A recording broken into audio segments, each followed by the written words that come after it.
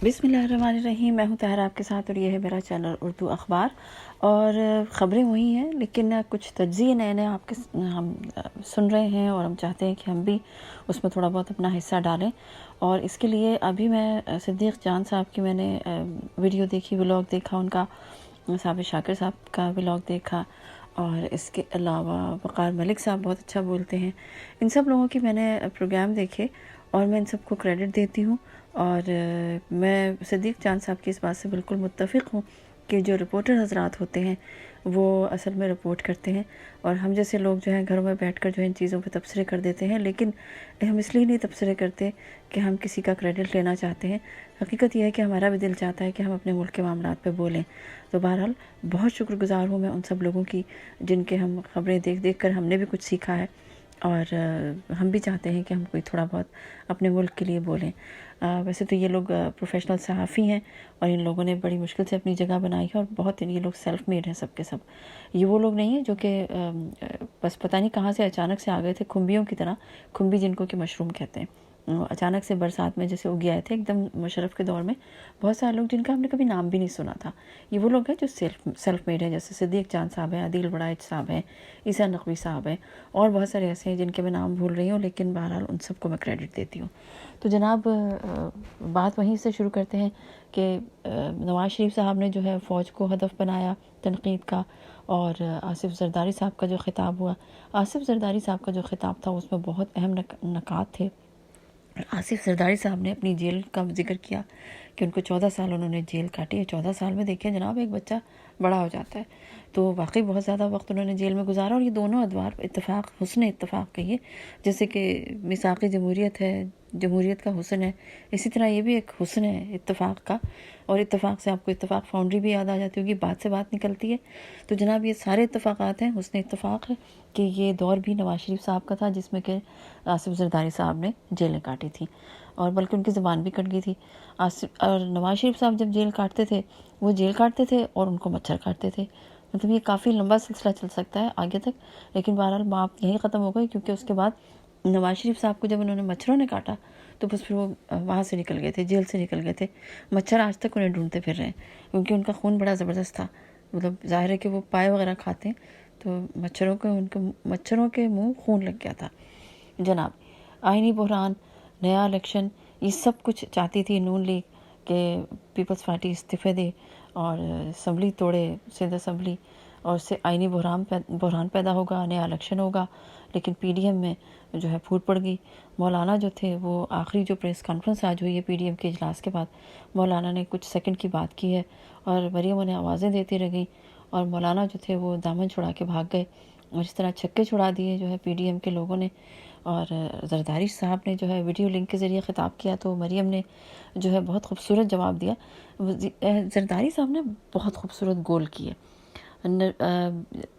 मरीम नवाज़ ने गो के कोशिश बहुत की, वो डिफेंसिव हो गई, और उन्होंने जो है ज़रदारी साहब ने जारहाना खेल खेला और मरीम नवाज़ डिफेंसिव हो गई, और उन्होंने जो है दिफाई हिकमत अमली अपनाई, और उन्होंने बताया कि उनके वालिद भी जो है, जैसे आप वीडियो लिंक पे ख़िताब कर रहे हैं ज़रदारी साहब को उन्होंने कहा, तो उनके वालिद भी वीडियो लिंक पे ख़िताब कर रहे हैं, उनको यहाँ आने की क्या ज़रूरत है।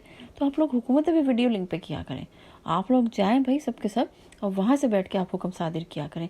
हमें खुदारा आप अकेला छोड़ दीजिए, हम आपके वीडियो लिंक पे बहुत खुश होंगे, हम रोज़ देखा करेंगे आपके वीडियो लिंक, मगर प्लीज़ आप पाकिस्तान से चले जाएं। तो ये हमारा एक मुतालबा है।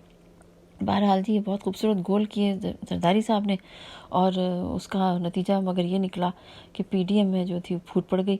मौलाना जो थे वो चले गए, और मरीम ने बहुत कहा कि ठहरिए, होश में आलूं तो चले जाइएगा, उन्होंने कहा और वो निकल गए। तो ये हुआ। और इससे पहले जो था नवाज़ मरीम टेलीफोन पे बातचीत भी हुई थी, और ज़ाहिर है उन्होंने सोचा होगा कि शायद वो अपने अपने मामला जो है वो आगे रखेंगे तो शायद मामला वैसे ही हो जाएगा जैसे वो चाहते हैं, लेकिन हर बार ऐसा नहीं होता। एक और बात भी तय हुई थी, वो ये हुई थी कि जेलें काटेंगे, और पीपल्स पार्टी ने 2-3 उनको ऑफ़र्स की थी नून लीग को। एक उसमें ये थी कि पंजाब हुकूमत जो है, पंजाब में हम जो है अगर आप चाहते हैं तो हम एक नया सेटअप ले आते हैं उसमें, मगर नवाज़ लीग को ये था کہ وہاں پہ اس نئے سیٹ اپ میں جو ہے ظاہر ہے کہ پھر دوسری پارٹی جو ہے وہ قاف لیگ ہے، جس میں چودھری برادران ہیں، اور چودھری برادران کے ساتھ بھی ان کی نہیں بنتی۔ ان کا پرابلم یہ ہے کہ جس کے ساتھ بیٹھتے ہیں اس کے ساتھ لڑکے اٹھتے ہیں، تو اب وہی بات ہو گئی نا، ہر جگہ مہازارائی نہیں چلتی۔ تو یہ انہوں نے کیا ہے کہ وہاں پہ بھی انہوں نے انکار کیا نئے سیٹ اپ کے لیے۔ پھر مرکز میں نئے سیٹ اپ کی بات کی گئی جس میں پیپلز پارٹی نے ان کو آفر کیا، لیکن اس میں ان کو پتہ تھا کہ سینٹ میں تو ان کا بالکل ہی ختم ہو گیا، ٹائم فش ہو گئی ہے نون لیگ، تو ہوگا کیا کہ پیپلز پارٹی وہاں پہ بھی جو ہے وہ ہولڈ کر لے گی۔ تو یہ دونوں چیزیں جو تھیں وہ مریم نواز کو قبول نہیں تھیں۔ وہ اصل میں وہ چاہ رہی تھیں کہ میٹھا میٹھا ہپ ہپ، کڑوا کڑوا تھو تھو، جیلیں کاٹیں زرداری صاحب یا دوسری پارٹیاں، اور حلوہ کھائیں ہم۔ تو جناب حلوہ جو ہے وہ اتنی آسانی سے نہیں ملتا۔ حلوہ جو پکاتے ہیں اور پھر حلوہ جو ہے جو بانٹا جاتا ہے وہ پھر خاص خاص لوگوں کو دیا جاتا ہے۔ تو یہ صورتحال ہو گئی ہے۔ اور ایک اور انہوں نے سوچا تھا کہ یہ جو آج کا اجلاس تھا پی ڈی ایم کا، اس میں انہوں نے سوچا تھا کہ وہ اپنی پاور شو کریں گے۔ آپ کو پتہ ہے نا کہ پاور شو کیسے کی جاتی ہے، کہ بیٹی کو ڈانٹ کے بہو کو لتاڑا جاتا ہے۔ انہوں نے سوچا چھوٹی چھوٹی جماعتوں کو نا ہم لتاڑیں گے، جیسے کہ اویس نورانی، وہ بیچارے گول مٹول سے ہیں، ان کو ڈانٹ وغیرہ پڑ جائے تو وہ برا نہیں مناتے۔ تو مطلب گول گول جو کہتے ہیں نا کہ چکنا گھڑا یا جو بھی سمجھ لیں آپ۔ تو بہرحال اویس نورانی کو یا چھوٹی جماعتوں کو ڈانٹ وانٹ پڑنی تھی، لیکن یہ بھی نہیں ہو سکا، اور اس کی وجہ یہ تھی کہ بلاول اور زرداری صاحب جو ہے بالکل آؤٹ تھے اس اجلاس سے، فزیکلی آؤٹ تھے، اور انہوں نے صرف ویڈیو لنک پر ہی بات کی تھی۔ تو اس دوران مریم نے یہ بھی فرمایا کہ جیسے کہ آپ کی بیٹیاں آصفہ اور بختاور ہیں، میں بھی اسی حوالے سے انہوں نے مطلب اپنے آپ کو انہوں نے بتایا کہ بھی وہ بھی مطلب بیٹی ہیں ان کی۔ تو اچھی بات ہے، سیاست میں اتنا تو ہونا چاہیے نا کہ ایک دوسرے کا اتنا احترام کہ بہو بیٹی سمجھ کے بات کی جائے۔ لیکن دیکھیے، بہو بیٹی سمجھ کے آپ کا احترام تو کیا جا سکتا ہے، لیکن آپ کو جو ہے پاکستان کی جو ہے تمام معاملات کا اختیارات نہیں دی جا سکتے۔ بہت ساری بہو بیٹیاں ہیں ہمارے ملک میں ان کا بھی دل چاہتا ہوگا کہ ہم وزیر اعظم بن جائیں۔ آپ کا اگر صرف یہی کریڈٹ ہے کہ آپ نواز شریف کی بیٹی ہیں، تو صرف اس بنا پر آپ کو وزیر اعظم نہیں بنایا جا سکتا۔ صاف کہتے ہیں سکھی رہتے ہیں۔ تو جناب حالانکہ انہوں نے بیچاریوں نے بڑا پاپڑ پیلے تھے، مریم نے تو گڑھی خدا بخش میں بھٹو کے مزار پہ بھی حاضری دی تھی، بی بی کے مزار پہ بھی گئی تھی، اور معذرتیں بھی کی تھیں، غلطیوں کا اعتراف بھی کیا تھا، معافیاں وغیرہ بھی مانگی تھیں۔ آج انہوں نے ایک اور بات کہی کہ ان کے پریس کانفرنس کے بعد سامنے آئی، مریم اورنگزیب نے کہا کہ زرداری صاحب نے معذرت کی ہے۔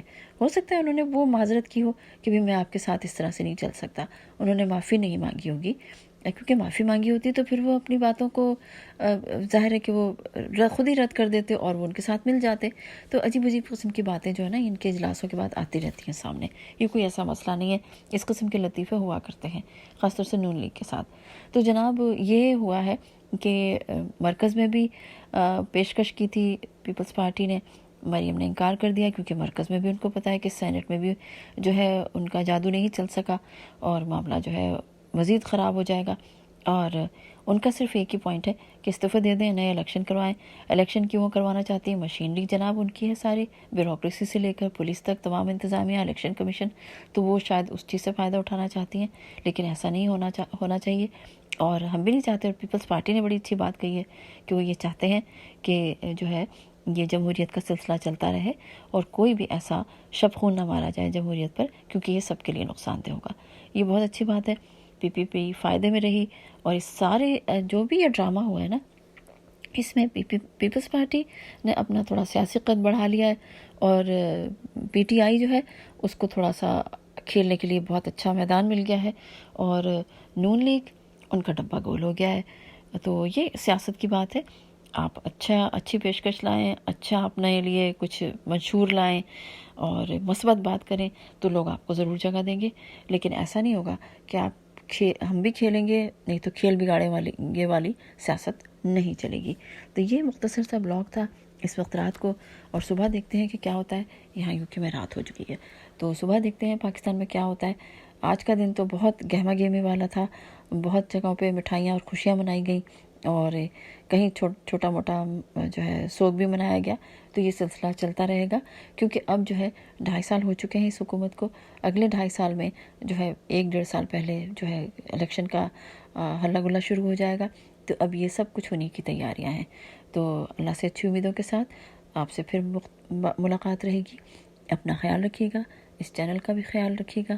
اللہ تعالیٰ آپ لوگوں کو آسانیاں عطا کرے، آسانیاں تقسیم کرنے کا شرف عطا کرے۔ مجھے طاہرہ کو اجازت دیجیے، اللہ حافظ۔